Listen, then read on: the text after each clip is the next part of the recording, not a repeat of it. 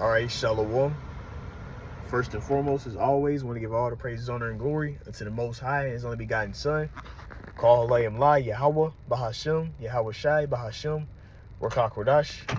Double honors to the apostles and elders of Great Millstone who rule and teach well. Wa Barakathum, unto the hopeful elect. All right. Now today, through the Spirit, is going to be a quick lesson entitled, Wisdom Makes a Man's Face to Shine, because it's just going off my testimony. I ended up seeing a man, came across a Yashashkar, and he's cool little Jake, older guy, he really real can move, and he was a great worker. He about 58 years old. Looked like he moved like he about in his 30s. But I was talking to him, and he was just saying like, man, it's something about your face, it's something about you. It's like, he's like, you have life. He's like, you have life. He's like, you're good. He's like, you're gonna you're gonna make something. He's like, you're gonna make something happen. Like something's gonna happen through you and all this stuff. And he was saying like, he's like, you have your face is like the light. And I instantly thought about the Ecclesiastes chapter 8 and verse 1. The scripture say wisdom, makes a man's face to shine as light. So by his dwelling, in the wisdom of Yahweh Bashem Shai, in the light, it literally like makes us like, it puts us on a different type of vibration than these other people, man. You see, like our conduct and the way we just be, from us heeding unto the doctrine of life, heeding unto the ways of life, it separates us from these other people. Just as Moses' face is glowing, man, because the wisdom and the power, really ultimately, in a deeper sense, the power of Yahweh Bashem Shai, the Spirit of the Lord was on him, so it made him stand out. All right, and that's what these people can see amongst us, but really, when they're really going to see is when they actually see stuff happening, because faith is evidence of things, the substance of things hoped for, and the evidence of things not seen, loosely paraphrasing, according to Hebrews 11, the first chapter. So the way these people are faithless. So the way they're going to believe is things are going to have to happen. They're going to have to see it. They're not going to see without seeing. They're not going to believe and have the evidence without it actually just being brought into them in their face, man. All right, which separates what? The elect from the non-elect. The servants of Yahweh Bashem Shai versus the non-servants, right? Because the elect is going to believe and have faith in this time, man, whenever stuff is not so-called, just, whenever basically right now, in somebody that's outside of this truth, in their mind, it's not convenient to be, going out prophesying, doing the work, okay? Studying, reading the scriptures. It's not convenient for them. They look at it as a burden. You see, but this is ultimately the most important thing. This is the best thing you can be doing right now. Because we know that Isaiah 33:6 says what? Wisdom and knowledge shall be the stability of thy times. All right? Revelation 1, the 3rd chapter.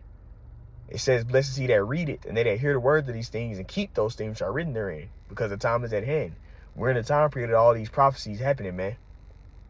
All right, we're in a time period of Yahweh Shai, returning, and him ultimately, making all those prophecies happen before he returns. We're in that time period, the end, the latter times, right? Where the Lord is about to set up his righteous kingdom, and set up the house of the Bayav Dawadah, the house of David, to rule over the rest of the nations and govern the whole world. We're in that time period, man. All right? You see? But the only people who have understanding on that is going to be the ones that have the Spirit on them, the Spirit of the Lord. But back to the point, man, just, a quick little testimony. He happens to notice it was something different about me. He just kept saying it. You're a really good person. Like, I could tell, man, you're really intelligent. You have your face is like shining and all that. And I instantly thought about the scripture, man. And I wasn't even really talking to a dude like that, which showed me that was that was just spiritual, man. Because I wasn't even really saying, I didn't even say nothing to a dude like that. We just had a normal conversation, and he just happened to he just said it. You see, but that shows you, that's what this, like, it gives you the ultimate youth, or not youth, vibrant. What is it? Vibrant. What's the word I'm looking for? I think it's fidelity or vibrant. It's something along those lines. Basically, we're heeding into the doctrine of life, and it's making us, have that fountain of life, that youth. It's making us like be glowing. Like we're like looked at as a light. All right. And the scriptures say our light is supposed to shine more and more. So really that's going into, your faith being growing. But guess what? Also, like, the way you're conducting yourself is going to be showing as you grow in this thing. You see, our light is going to shine more and more. And people are starting to actually, acknowledge us as being men of the Lord. You see these celebrities, the rich man speaking, now everybody wants to listen. And people are actually seeing like, damn, I heard about this. These guys actually weren't, you know what I'm saying?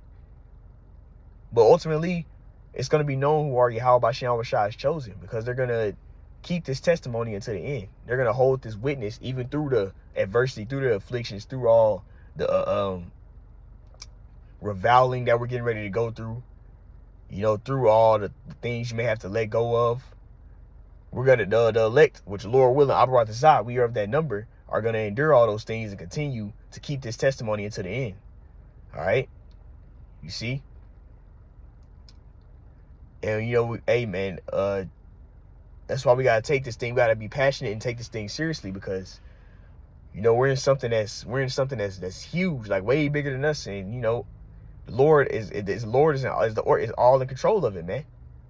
You see, the Lord put the Spirit on us to be able to receive this word, to, do all these things that we do, to enter into other men's labors and help build that righteous kingdom. The new rulers of the earth is being built up through us. You see? That's huge. The Lord's getting ready to just basically keep the elect and just wipe out the rest of the nation of Israel, and we're going to have to bring them back. And we're going to be set up as the new rulers over the whole world, to govern it forever. Everlasting rulership, man. Not temporary, man. You see? But the elect are going to endure that refinement process, that adversity and affliction that comes with you learning all this stuff and you getting all this wisdom. You see? It's going to come with adversity, suffering, and afflictions. All right? But that was the main point. The point has been made, man. Just a little quick testimony, that wisdom makes their face to shine. You see? Our consonants and our whole, like the way we look and the way we are, it's starting to be known. But guess what? Eventually it's going to fully be known who are the Lord's chosen, man. And these times are coming into, man. All right? But anyways, that's the point. Lord willing, it gave a little edification, exhortation. I'm going to end it off by saying, call Allah, Yahweh, Bahashem, Yahweh Shai, Bahashem, Rakakwadash. Till next time, Shalom, double honors to the apostles, elders, great millstone who root and teach well.